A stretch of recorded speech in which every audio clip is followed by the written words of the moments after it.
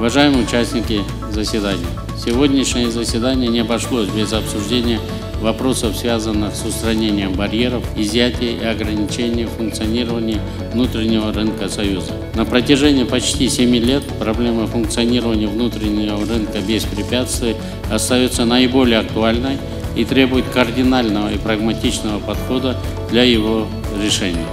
Считаю необходимым коллегии провести тщательный анализ инициатив государств-членов Союза в данном направлении и в течение первого полугодия 2022 года внести на наше рассмотрение дополнение в перечень изъятий и ограничений на внутреннем рынке ЕАЭС, утвержденного летом текущего года.